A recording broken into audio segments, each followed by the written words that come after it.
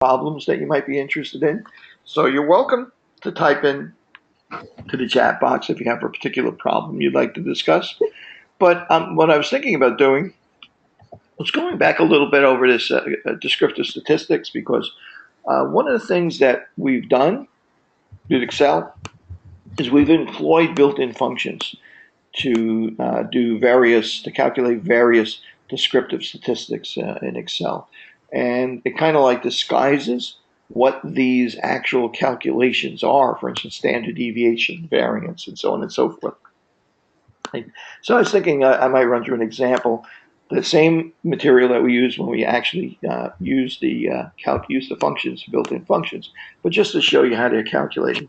And the other thing is I want to go back and take a look at this NC birth data that shows up in some of the exercises and assignments that you're running into now as we get into the second week, particularly because I want to make sure you guys are, getting comfortable with Excel, SPSS rather, and then you've actually gone on and purchased it and are working on getting it working on your machines. So go ahead, if you have any questions, you can type them in there. You may have noticed that I have muted you guys as you have logged on, and the reason I do that is because otherwise we'll get a lot of background noise, and everything that's going on your side of the microphone is going to wind up being broadcast to everybody else. Right now we only have 4 people logged in, but if we get more people logged in, it can get pretty. We got a fifth now. It can get pretty chaotic with all that noise going on in the background. But if we stay a small group, as we get close, as we move into the semester, you'll find a lot more people are logging in than when we started. Uh, but in the beginning, or just after a test, very frequently it'll be a small group, and I'll be able to selectively just turn your mic on or something like that, so you can actually talk to us instead of having to type into that box. So I'm going to get started with this example right here, descriptive statistics, just so that we understand where all this stuff comes from. So this is data that we worked with before using the Excel values. It goes from A2 to A19. It's got 18 values. In fact, one of the functions that we learned was count equals count, and count from A2 through A19. It filled it in for me as I clicked down and dragged it in. You could just type this in exactly to get it to give you a count of those 18 individuals and so on. Okay, and the other thing is that we calculated things like standard deviation, right? Oops, forgot the equal sign. And that was equal to, again, I'm going to get a look at these. We actually didn't even really discuss what standard deviation is yet. Again, a variance, right? Variance, for instance. We're going to figure out what that really is. And again, I'm going to highlight that group. Okay, the mean equals average, parentheses. And there you go. And the average, the mean for this group, and we did this before, the mean for this is 99.94, or pretty close to 100. So I'm going to take a look at this from another perspective. First of all, I've just calculated the mean right now. Boy, it's kind of sloppy seeing that, right? 99.9994. I'm going to round this off. I'm going to say, let's take all of these boxes here and round these to, I'm going to go to Format, Cells. There's a couple of ways I could do this. I could have right-clicked on that group of cells, or I could go up to the top and say to Format, say Format Cells. And I'm going to tell it I want this rounded to 1 decimal place. So when I go back here, you'll see the mean is 99.9.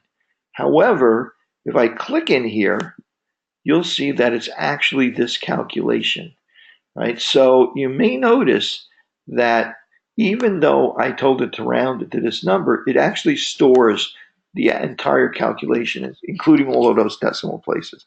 So that's really just a way to make the appearance, comfortable. Let me undo that. Let me hit escape and we're back to where we were. Okay, so now let's talk about what this tells us. The mean tells us where the arithmetic average of this population is, where the arithmetic middle of this population is. We also have another measure of the middle called the median. I'm going to calculate that right now. That's going to be literally for a group of 18 people.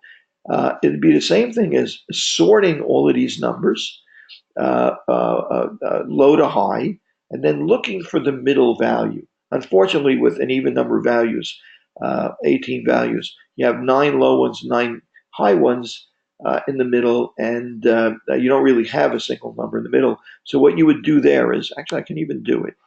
I'm going to take this, I'm going to move this, I'm going to paste this in here. Here are those numbers all pasted here. Notice they're still highlighted. I'm going to go over here to data. I'm going to say sort. And I'm going to say, it's asking me, do I want to expand the selection for sorting to the adjoining rows? No, I just want to sort that group of numbers. I'm going to click that. Okay, and then I'm going to sort this one particular column. And here it is. Here it is sorted, right? They're all in order now. So let's count this. So this 1, 2, 3, 4, 5, 6, 7, 8, 9. That's the bottom 9 here. And the top 9 are here.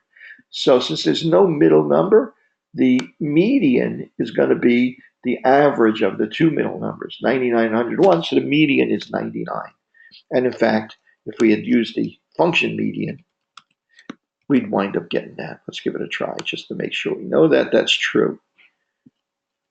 Great, that's pretty cool. Now that's another measure of the middle. The median is not sensitive to outliers. The mean is sensitive to outliers. If we had someone that was the value was 200, that would have, let's say that this 103 was 200. That would have a tremendous effect on the average, but it wouldn't even change the median because it's already, 103 is already over our median of 99. So it would still just be another number above it. So it wouldn't even change it much, right? So the median is not very sensitive to outliers. Another measure of central tendency is the mode. And the mode is just the most frequent value. It's not really that reliable in terms of like giving us a lot of information, because you could have some places where you get a frequent value that occurs that may not be either the close to the mean or the median. In this case, 104. That comes up 104 because, as it happens, that's the most frequently identified values here. There's 3 104s. There's not any other values that occur that frequently. So these are kind of our measures. Mode a little less reliable, mean, arithmetic average, and median a measure of the middle that's not sensitive to outliers. Great. So I'm going to take our mean, that 99, and I'm going to put it here and say equals this number. Okay, and there's our 99.9 up there. Okay, really behind this is really a number that's several more decimal places than this, right? But we already told it to format this column this way. So 99.9 is our mean. So now I'm going to say to myself, if I want to measure the variability, there's a few ways that I can measure the variability. One way is to measure the minimum and the maximum. Well, the minimum is 88.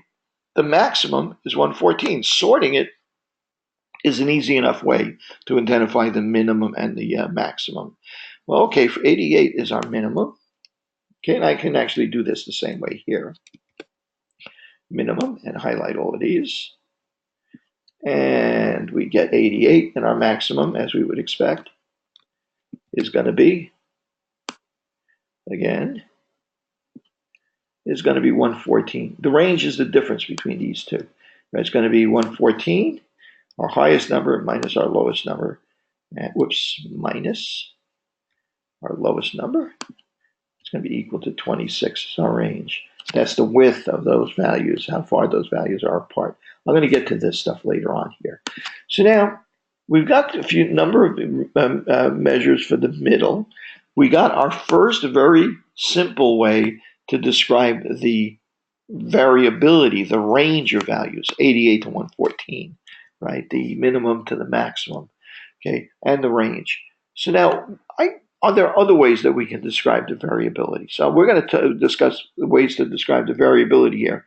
The principal ones that we like to use is variance and standard deviation, because mathematically they're going to tell us a lot about normal distributions when we start to really talk about normal distributions. So I want to, besides just doing the standard function in Excel for standard deviation and variance, I want to actually talk about how do we get to those values. So let's say that we are budding statisticians. We're back in the 17th century, maybe even 16th century. We're saying to ourselves, well, how mathematically shall I describe the variability in here? The range is nice, but it really doesn't tell us too much about. Maybe there's only 188. Maybe there's only 114. All the other numbers are close together. It doesn't really describe it adequately. So I need some other tool. So you know what I'm going to do? I'm going to measure how different is each one of these values from the mean. What's the difference between each one of these values and the mean? And I'm going to add all of those differences together. And the bigger that total number of differences is, the more variability is away from the mean. Okay, so that seems like it might actually work. So let's do that. I'm going to take x bar, which I'm going to call the mean. And I'm going to take each value, like 99. I'm going to say that this value in this column is going to be equal to that value for that person minus the mean. I'm just going to enter. Okay, well, yeah, sure enough, 99 minus 99.9 is negative 0.09. This value, the mean, is the difference between this value and the mean is it's 0.9 less than the mean is. I'm going to go down here, and we know that I can click on here and drag down, and I can do the same calculation going all the way down, 104 minus 99, and so on and so forth. Let me give that a try and see if that works. And I know a secret here. It's not going to work. Whoa, what happened here? What happened here is that sure enough, that Excel is saying, okay, that one is equal to, excuse me. Oh, I made a mistake here. Oh, no, I didn't make a mistake. So that one is equal to B21. In other words, it's 99. It's the mean. Well, why didn't it copy it here? Gee, it copied 0 there. Oh, it says it's equal to B22. B22 is nothing. What's the next value? 100. Oh, that's because it's spaced down here. Now that number, what about 96? 96 is B37. It's all the way down here. There's nothing in that value. So we don't want it to go all the way down and do that. We just want it to copy that number. Unfortunately, that's not really a number. It's a calculation. So Excel is inclined to copy that and step up the row to let it know that it's just echoing what's going on down below there. So we wanted to just copy that 99 and do it all the way down. Well, you're going to learn, this is a secret. A lot of people don't know that this is true in Excel. That is called relative addressing. That as you step down, it'll correct the cell so that you can do calculations in cells and joining other cells and so on. And it'll repeat the calculation, but for the next row of data and the next row of data, next row of data. We don't want it to do that in this case. We just want to copy that value down. So I'm going to use something called absolute addressing. And the way I do that is I want this to be equivalent to B21, 99.9, but I don't want it, if I copy it down, to start stepping down from there to B22, B23, and so on and so forth. So the way that I do this is I go up here to B21 and I put a $ in front of the B to let it know don't change the rows, just don't change the columns, just stay with B, and a $ in front of the 21 to tell it don't change the columns, just stick with just copy row 21. And I'm going to hit enter. Of course, the 99 stays the same. Now this time, when I copy this down, okay, I actually get what I'm after. I wanted to copy that mean all the way down. So maybe that'll come in handy for you guys. How the difference between relative and absolute addressing is kind of a little trick that you can use in Excel. Okay. Yep, this is being recorded, by the way. Yes, Heather. Okay, so at any rate, so I'm going to go down here now, and now this time I want to repeat this calculation: 99 minus the mean, 104 minus the mean. This time I want to use absolute addressing, relative addressing, so I do want it to change to each row. So I'm going to actually just copy this down without absolute addressing, and it actually does it for me properly. Actually, I missed one there. Should get 2.9 there. Okay, good. Okay, so at any rate, so here we go. Each one of these is the difference between the mean and each value. So now I'm going to add all of these together to get the total variability between each one of these values and the mean. Okay, so I'm going to go down here, do it in here. Equals the sum of all of these values. And I'm going to say to myself, if that's a big number, then I have a lot of variability. If the sum is a small number, I have very little variability. Anyone want to hazard a guess as to what I'm going to get when I add these all together? What do you think is going to happen when I add those all together? I'm sure one of you guys see what's going to happen here, right? What do you see there? Some of these numbers are negative, some of these numbers are positive. So what's going to happen? Zero, exactly, right? So when I add all these things together, they're going to add up to zero. So this is not going to be a good way for us to do this. Well, now I need to add these, I need to accumulate all of these differences in a way that's not going to cancel out the negatives and the positives. So one way to do this is just to take the absolute values, but another way we can do that mathematically is to just take each one of these values and square it. A negative times a negative is a positive. Positive times positive is a positive. So anything we square is always going to be a positive value. So I'm going to do that here. Equals this number times itself. Okay, and it comes out to, instead of 0.9, it comes out to 0.899.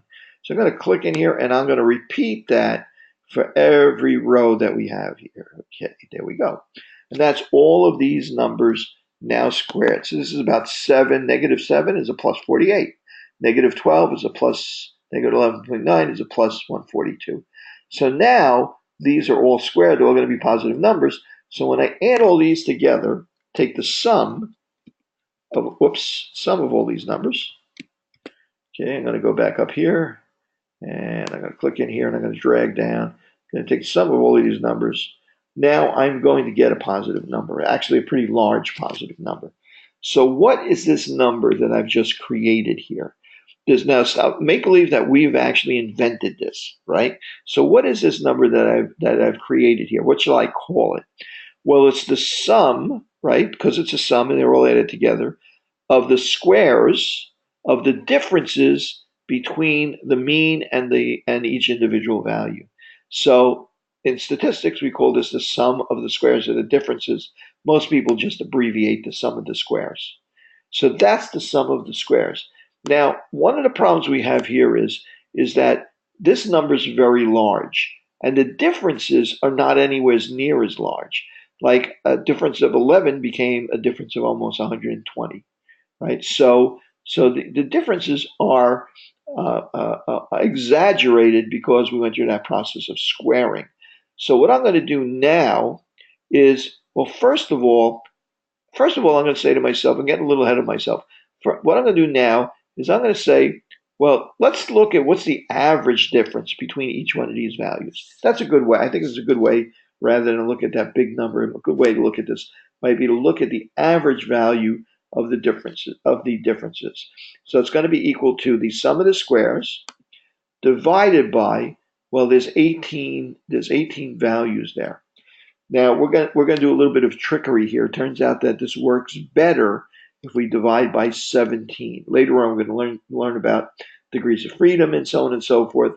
And typically in statistics, you'll find that in situations like this, we'll be defining the number of degrees of freedom as the number of cases minus 1.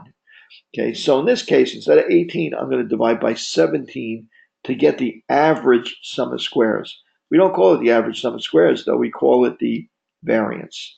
So now the variance is 52. The variance describes the variability of each individual case from the mean, squared. Again, now it's too big because not only was it because we added them all together, but now it's too big because it still remains squared. So we're going to use our we're going to call that variance. We're going to take that variance, and where we're going to find the square root of that variance. Is going to be equal to 7.24. So now this number is well in the range of the real variability that we see. It's the square root of the variance, which is a average of the sum of squares, which is calculated using all these devices. So if I went over here and calculated using the Excel built-in statistical function, I get the same value as the one that I just created here for standard deviation and for variance. But that's the source of these things. Did I make a mistake there, Shilpa? 52. Oh, you're mimicking what I do. Good. I always love when you guys are doing this stuff at the same time. In your computers, if it's convenient, you literally might be able to keep a window open that has this presentation while you're actually working in Excel or SPSS at the same time on your own. So, okay, so that's where these things actually come from. So these are descriptive statistics. These descriptive statistics are specific to numerical variables. When we deal with categorical, in other words, nominal variables, we look more at frequencies, proportions, and so on and so forth. We don't look at the idea of arithmetic averages and so on. So, because we're really counting objects there, frequencies, in other words. So we're not really dealing with a scalar variable. So I'm going to go now, and I'm going to open SPSS. I'm going to work with this new, with this data set, which is going to come up quite a bit. Now, North Carolina birth data. I'll start up from SPSS, open it there, and then I'll open SPSS, and then I'll navigate to that file on my desktop. Any questions so far? Okay, was that worth spending the time on for you guys? That understanding of where this stuff came from. I like doing it. It's not always, not, a lot of instructors might consider that not well spent time because you have the built-in functions. But I always like to do it because I think it's worth knowing that, where this stuff came from, that it wasn't invented by some giant brain somewhere from another planet or something like that, or Elon Musk or some other genius, right? I can't close. Now notice that I was going to close this window because it was blank and open a new file. You can't close a blank. You can't close all the windows in SPSS without quitting the program. That's kind of weird, right? Because you can close all the files in Word and keep the program open, right? So this one I have to say, I'm going to say no, I don't want to close this empty file because otherwise the program will close. So I'm going to say leave it there, say open data, open an existing file, an existing data file, and I'm going to navigate to my desktop, and then I'm going to go into my review material where I have this particular file, North Carolina birth. Notice it's a .sav file, and SPSS is showing me folders, but that's the only file it's showing me, partly because that may be the only file there, but certainly because it's set up now to only show me SPSS data files. If I wanted to import an Excel file or an SAS file, I would have to go over here so that you'll be able to, thank you very much, I would be able to see the SAS file or the Strata file, whatever statistical program that you might be using that you might want to import data from. So I'm going to open this up in SPSS. Okay, it's warning me if you see this message about running Unicode. SPSS about 5 years ago started migrating over to another new way of storing data, coding data on computers. You can ignore that. You can just say yes. With the versions of SPSS that you're going to be using, this is not going to be a problem for you. Even on some older data sets, you don't have to worry about it. Okay, certainly not on the data sets we're using. Okay, so here's our data. So as you guys, I think you guys, as we've been working on this, you may have noticed that you probably had some questions along the way, either in a quiz or some exercise or something like that, that asks you about the layout of an SPSS data file. And we know that the rows contain cases. Each one of these contains a birth, a specific birth in North Carolina in the year that this survey was done. The columns represent the variables. So plurality. Plurality indicates the number of children born during that pregnancy. So most of the pluralities are one. You might have twins here. You might see a two there every once in a while. Sex is the gender of the infant, obviously not the parent, but we're talking about births here, so it's the gender of the infant. M-age is the mother's age. Weeks is the number of weeks of gestation. Marital is the marital status of the mother, and so on and so forth. This file has been coded. So I'm going to go to the variable view just so you can see that it's been coded. Okay, so the variable name is kind of terse, doesn't say very much. Plurality doesn't say very much. But we've typed in a label, or someone has typed in a label for you, maybe me. We've typed in a label that says, okay, when you do use this data and you produce a table or a graph, don't put plurality because most people won't know what that means. Put number of children born to this pregnancy. If instead of putting just sex, put the sex of the child. Instead of putting MAGE, M-age, right, put the age of the mother in years, so that it makes some sense. Now, where they're scalar variables, in other words, ages, like the mother's age, where it's a numerical variable, scalar variable, you'll see as that it should be indicated as a scalar variable here. Where it's a nominal variable, such as the gender of the child that was born in that particular birth, you'll see that it should say nominal there. It uses symbols like a scale for scalar and three balls for different colored balls for categories, meaning almost like colors and stuff like that. So if we have a nominal variable, very frequently we will code that with a number.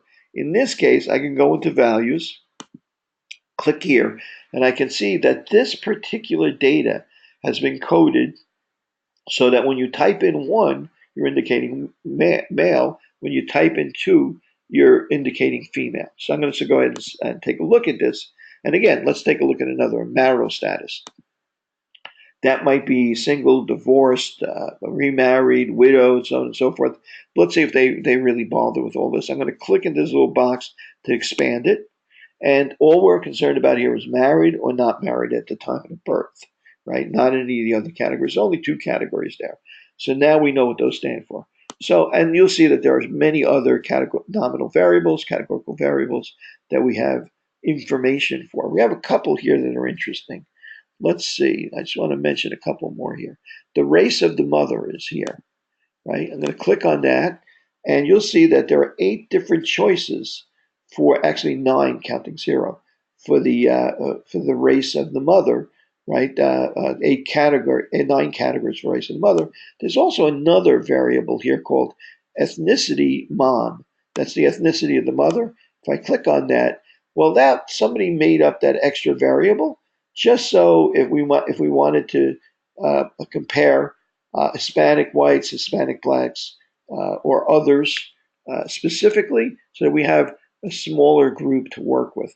So you may not need that, you may not want it. Preemie, okay, premature infant, in other words, less than 36 weeks. Someone's created a variable here where rather than the numerical variable of weeks of gestation, it just is a variable that says 0 for the infant was not premature, in other words, more than 35 weeks, or 1, the infant was premature, less than 35 weeks. Okay, so we have that coded there for us. So I can flip back and forth between the data view and the variable view here, or I could do it from here also. Data view, variable view, back to the data view. Okay, so let's take a look at all this data. You'll notice that I can spread this out if I want to. Okay. Okay, so on and so forth. I can look at this and I can see what all of these values are: married, male or female, and so on and so forth. The actual raw data doesn't have that in there. That's just the way the file is coded. The raw data, if I want to see that, I can go up to View, toggle off the value labels. Those labels we created for male and female represent 0, 1. And this is the actual raw data. It's all numbers. Okay, so a marital status 1 and 2 represents either married or divorced. I don't remember, but 1 Easy enough. Let's see what 1 is. That first person is a 1. What does 1 represent without going to the variable view? I'm going to go back here. 1 represents married, so 2 must represent not married. Okay, so now I have this data file now that I can work with. Okay, so let's see what I can do with this data file. One thing I can do is work with categorical data, right? So I'm going to go up here and I'm going to click on Analyze. Categorical data is data that describes something, has a name. So for instance, gender, sex or gender is a categorical variable. You can count how many males are there, how many male babies were there, how many female babies were there, right? So that's something that you don't average that, you count that. So I want to analyze, and these descriptive statistics describe these populations, these variables, and the values of these variables. So I'm going to go analyze, go to descriptive statistics, and since I'm working with nominal variables, I'm going to go into frequencies. Okay, so frequencies will allow me to say, Gene, I'm interested in the gender of the child. How many of these children that were in this random sample of 800 births in North Carolina, were there more girls born in this population or boys born in this population? Now remember, I'm looking at a sample of 800 births in North Carolina during this particular year, presumably a random sample of all the births during this year. Am I really interested in these particular 800 children? Okay. Well, no, I'm really interested in what's the percentage of girl babies versus boy babies in the population. I may not have the resources or the records to be able to determine for every birth what the gender was, let's say. So I'm attempting to estimate it using a sample. So right now, I'm going to take our sample and I'm going to try and see how many males and how many females were born in this sample. So I click OK. Okay, let's see what I get on my output window. My output window comes up. Notice my output window is going to track all of this data that we're working with as we go along. And as it turns out, we have 418 males and we had 382 females. And 52%, do I have this right? Percent, frequency, 100, yep. 52.3% of the births in North Carolina in this sample were male and 47.8 were female. I don't know how good a sample this is, how representative the sample is, but it would look like we're getting more males born than females in this particular sample. We might want to try and extend that to the population and say, well, it looks like maybe it's a pretty big sample. Maybe that really is what that indicates. But you want to know something? One of the things we're going to learn how to do that's important in statistics is we're going to learn how likely it is.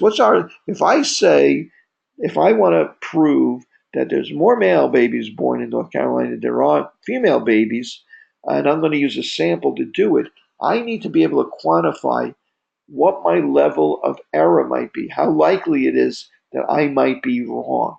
Because you just don't want to say that without being able to translate into some way that you can communicate how likely it is that your conclusions are correct, or conversely, how likely it is that they're not correct. So a big part of what we're going to be learning this semester is how to do that. So 52% seem to be male. That's the way it looks. We can, of course, graph this. You can legacy dialogue. And in this case, we're going to use a bar plot. A bar plot is a simple set of stacked bars that we can use. I'm going to move the variable gender of the child. I'm going to click gender of the come on. Oh, here we go. There we go. Gender of child with category axis, and it'll come up with a bar chart with me where we can see the relative number of children, male and female. This is actually a count, 400 and whatever it was, 30 versus 380, whatever it was. Okay, or you could also do it as a percentage had I click that little button that said percentage. Okay, so I can do this graphically, I can do it numerically, so we get a percentage or a proportion that were male in this sample. Now, let's take a look at this from another perspective. Let's go to Analyze, Descriptive Statistics, except this time I want to move on to numerical variables. And with numerical variables, I'm going to go into here, Descriptives. With numerical variables, I'm interested in all of those statistical functions that we discussed when we were working with Excel. What's the missing variable? Is there a missing variable that I know? I missed this. Was there a missing variable there? I'm not sure what that means. Was there a missing variable? Oh, maybe that was in the output. Valid percent. Yeah. This is just these other tables here. That's a summary of what the data looked like. In other words, there were 800 lines in this thing, 800 valid lines. We actually had the gender identified. There was a one or two in there, and there was no missing data there. If there had been 800 lines and three we didn't have the data for, and they were blank, you would have seen 797 valid and three missing. Okay, so that's really all that is. Okay, so let's go back to this and say, okay, let's look at a numerical variable. What might I want to know about the age of the mother in births in North Carolina? Again, when we take a sample and we analyze a sample, we're analyzing that because we want to generalize from that sample to what the conditions are in the general population. You may remember that when we deal with a sample, we use English notation. The average is indicated as X bar. The variability is indicated as standard deviation, or SD. When we talk about the population, the actual value for the average age of all the mothers for that year in North Carolina, then we use Greek letters. Mu, that kind of a little squiggly U, and a little round thing with a little round O with a tag at the top. Sigma for the standard deviation. I can't draw it right at the moment. Sigma for the standard deviation. When we're talking about the population, we're doing this with a sample because we don't have resources to calculate for the entire population. But really, what we're after is the entire population. Most of the time, we will never know what the true population mean is, because in order to do that, we would have to get every person that's involved, every birth recorded that took place in North Carolina that year. It is possible sometimes that does happen. Data like this, you might be able to record every single birth. We do have a situation where the data that we collect is a true population count that we can create averages from for the mu's and sigmas for, because it's a real count of everybody. Anybody know what that might be, that real count of everybody? Right now it's 2018 now, so we got 2 more years, I think. Anybody know what situation where we might know population averages and means for a large group of people? The census, right? Every 10 years in the United States, we do a census. The census in the Constitution has to be a count. You can't do it statistically. You can't take a sample and then extrapolate from that sample. You actually have to count each person. That's the only thing that means anything with it. But it means that when you're calculating the average family size, you're working with the real average family size, not an estimate of the family size. Yep, being recorded, yes. Okay, so I'll prove that to you. Oh, you can't see it from there. I think actually you can see it from there, right? There's somewhere, I can see it over here on my control panel, but I think there's somewhere that you guys, if I forget to do it, that there's somewhere on there where it kind of cues you that I'm recording this. It might, oh yeah, the little dot down at the bottom, right?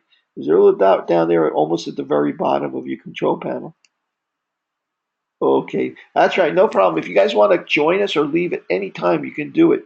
Okay, so anyway, so the age of the mother, we're interested in determining for this sample these various descriptive statistics. So I'm going to say, okay, let's go ahead and calculate that. I'm going to say, okay, and we calculated the age of the mother. Let's see, the age of the mother, we have 800 valid results, right? 800 people, nobody was missing here. The minimum age was 15. The youngest mother was 15 years old. The oldest mother was 42. Nowadays, you can see how old this data is. Nowadays, you have many women that have babies past 42. The average age was 26.92, almost 27 years old. And the standard deviation, that measure of variability that we use that funny method to calculate sum of squares, the variance, and then the square root and standard deviation, that number is 6. That gives us a window on the variability of ages in this sample. We're really going to use that more later on than right now. For right now, we just store that number and understand that it's a measure of variability. Okay, so now that's very interesting.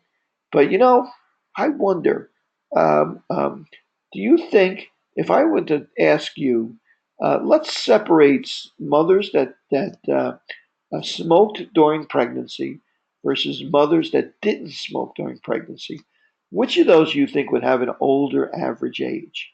Anybody want to hazard a guess? Mothers that smoked during pregnancy versus didn't smoke during pregnancy. Which of those two groups would have an older average age, do you think? Particularly older ones, right, would be more likely to be smokers, as younger people probably learn, or maybe they haven't picked up the habit, so on. So I hope. Well, we'll see. Let's see. Analyze.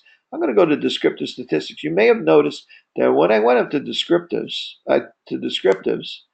okay, that when I went up to descriptives, the age of the mother, I only could move the value in there that I was finding the average for in the standard deviation. I couldn't break it up into two groups here. So I'm going to go back to analyze, and it's got descriptive statistics, and go past frequencies, which is for categorical data, go past descriptives to go to explore. Okay, now in explore, I can take the age of the mother, move that into my dependence list, the variable that I'm going to work with, and I can move the uh, uh, uh, the smoking status, smoke during pregnancy, into the factor list. What does factor mean? Factor means to break something up into different groups. When you factor a number, you can take a number like 30, and you can factor that into 5 and 6. Its components, like 5 times 6.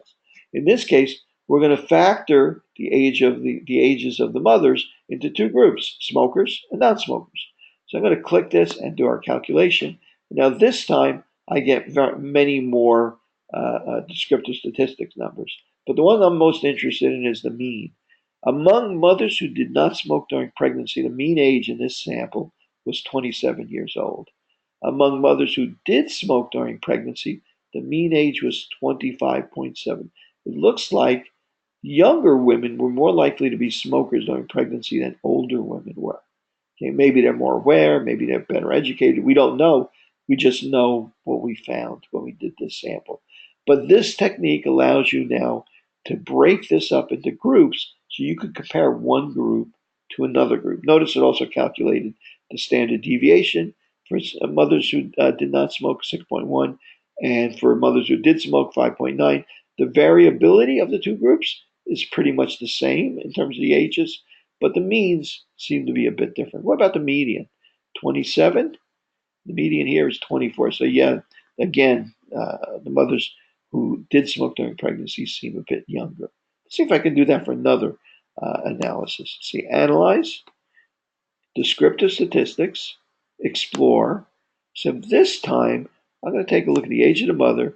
And what about marital status? Let's see if mothers who are single tend to be younger than mothers who are married. This could go either way, right? Maybe an older mother might decide to have a child on her own, not be married, or maybe just younger mothers, younger women might have gotten pregnant and not during marriage. So I'm going to click OK and see which one of these that we get as a result. Okay, so again, it's going to split it up into two groups. Mothers who are married, the average age among married mothers in this data is 29 years old. Non-married mothers is only 22. There's an enormous difference in the average age of non-married mothers versus married mothers. The average age of married mothers is much higher than for the unmarried mothers. So a lot of these may be unplanned pregnancies, maybe teenagers, and so on and so forth. Where the married ones may be planned pregnancy, they may be waiting longer to have children, for instance. So there's a lot of things that we might want to look at here. I'm really going way beyond what the data tells us for sure, but certainly brings up a lot of things that we might be interested in. Okay, so this is one of the ways we might look at this data. Now you may remember there's a lot of things that displaying this data graphically can tell us. And one of the ways is that we automatically get when we do these analyses, we get box plots produced. Right? Let's take a look at this box plot. Well, in this box plot, this graph, this box plot for married women, tells us that the youngest married woman was approximately, looks like 18, 17 or 18. The oldest married woman was probably the one that was 42 or 43. The median, the middle value, looks like it was about 30, 29 is what we were looking at for average. And this bar down here represents the 25th percentile, and this represents the 75th percentile. And the difference between these two represents the quartile, the interquartile range. The range is this number, 17 to 43, whatever that comes out to, is the overall range from the youngest to the oldest among married women. And this number, 25 is it, to 33 is it, represents the middle 50% of values, the interquartile range, from 25%, the 25th percentile to the 75th percentile, the middle 50% of women. 25% of women are in this group, 25% of women are in here, and the middle 50% are in here. One of the other things I might be interested in looking at is look at the median here. The median is almost exactly in the middle between both the 25th percentile and 75th percentile, and pretty close to the middle for the upper value and the lower value. Okay, so lowest value. So let's take a look at this for non-married women. Well, look at the median age, the middle age. Half of these women were younger than this age. Half of them were this old. These numbers, by the way, represent the line number in the data. This is the 333rd woman, the 770th woman, the 166th woman. That's what these numbers represent. And these represent outliers. SPSS does a calculation that basically says, well, if these are so far away from the mean, in other words, if I look at this and it says, gee, these are really far away from the mean, so far away that I suspect there might be issues with this data, it displays them as outliers. It uses a formula to do that. That's based on the variability of the rest of the data, the distance between the median and, say, the 75th percentile, or the 75th, the median and the upper values. So it uses a formula. You can alter that formula. You can ignore the outliers and you include them in your calculations. You can examine them closer and try and make a judgment about whether they should be included or not. But what I can see here is that the variability is very large. It doesn't seem like, look at the median is down here. It's not even. It doesn't look like it's normally distributed, where for mothers it does look like it's normally distributed. So there's a lot of things I'm seeing here. Looks like to me that non-married mothers tend to be younger, certainly, especially 50% of them really young, than married mothers, the average age. So I'm going to take a look now at the distribution of these two as well. It's nice to see them in a box plot because you can examine them side by side and make a lot of conclusions about it. So I'm going to go up here to analyze, descriptive statistics, explore. Explore just where I was before. I'm not going to change anything here.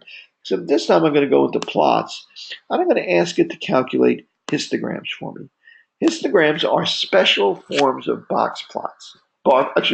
Special forms of bar plots, where instead of being a bar plot like here,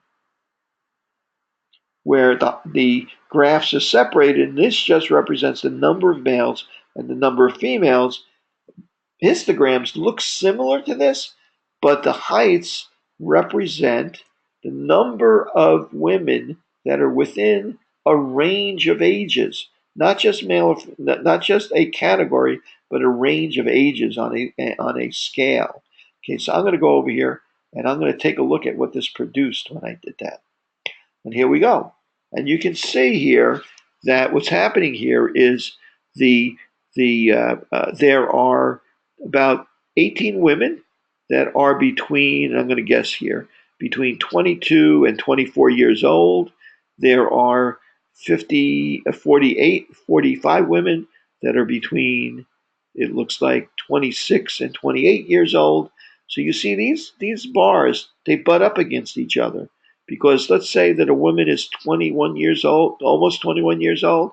When she turns 21, she goes into this bar. So there is no woman that is between bars. There's always a place for a particular person. These lines are separations between the ages, but they represent, the height represents the number of women in that population. And look at this. This is the one for married women. And if you look at this, it has a distinctly normal bell-shaped curve. It's kind of a little multimodal. That's kind of a little weird. But for the most part, it looks fairly normal. Let's take a look at the one for non-married mothers, where we saw that kind of anomaly with where the median was not really in the middle, right, of the entire range, right? And look at this. In fact, you see there's a preponderance of younger women and a small number of older women. So what does this mean? If you look at this, this is skewed, and it's skewed to the right. What makes it skewed to the right? Most of the women are down here at the low end, are relatively young, but there are women in here that are quite a bit older than most of the other women for one reason or another. So what does that do? That means that the median, the middle value, in other words, half the values might be below here, half the values above here, might be here somewhere, but the average is pulled to the right by these people that are much older. So those people that are much older have a big influence on the average, but a small influence on where the median is. So the median is in the middle, but the mean now is pulled to the right. That's often called right skewed or positively skewed. So we can see a lot of information from this box plot. Anybody know why that gap is in there? Anyone want to hazard a guess why that gap's there? That gap's there because there are no women within that range of ages, right? No, not missing data, not missing data. It just happens that there are no women in this sample that were that age, right? We got everybody. We got everybody's age. It's not like there's missing data, but just that just happens. Like over here, right here, there was only one woman that was between, and I'm guessing here because it's kind of hard to see. There was only one woman that was between about 36 and about 38, right? Only that one woman, right? Because that's how high that box is. Over here, there were no women that were between, say, 33 and 30, between 32 and 34, right? So there was nothing in there, okay? But it wasn't actually missing data. It was just that there was not, you shouldn't interpret it as missing data, but just as an absence of a woman that happened to be within that bar. Okay, these things are called stem and leaf plots. The way that these things work, many years ago, before we had graphics that were easily produced on computers, before we had graphics that were easily produced, we used to work with computers that mostly outputted things in typed letters in rows and typed letters and numbers. This emulates the histograms. It's kind of archaic, and most people don't use it anymore. But if you look carefully, the way that this works, this is the same data we have up here for the age of the married mothers.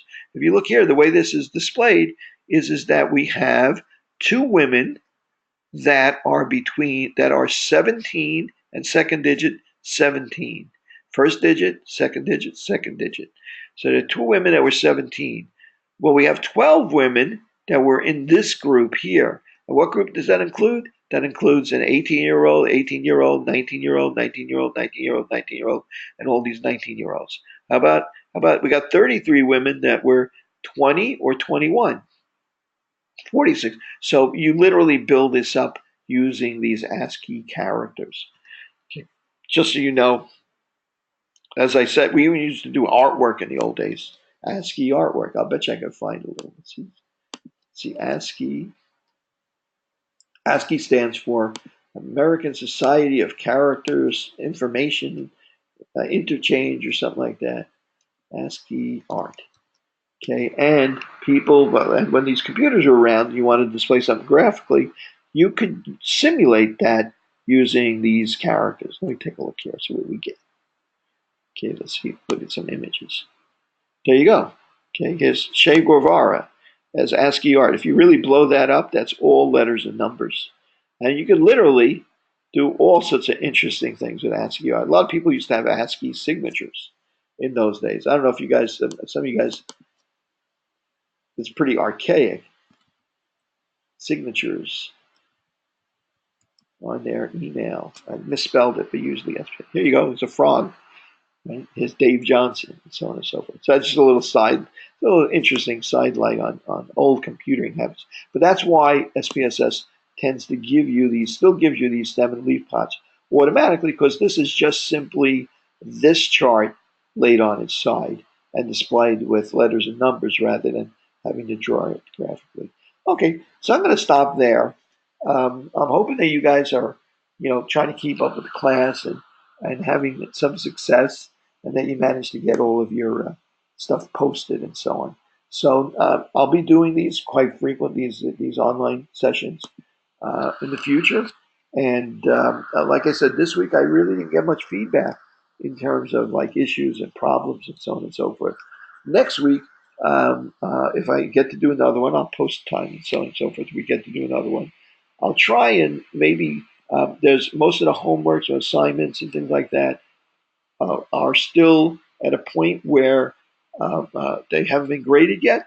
In other words, we haven't told you the answers yet, so I don't want to give them away here yet. But next week, I'm going to start going. If I don't hear specific issues that you want to cover, I'm going to start going through those, going through some of these assignments, quizzes, homeworks, tests, whatever you want to call them, so that we can work through them together and maybe get some insights into it. If you got things wrong or something like that, you'll be able to figure out why you got things wrong. Okay, so let's call it a night. Good night, guys, and I'll see you next week. Bye, guys. Bye.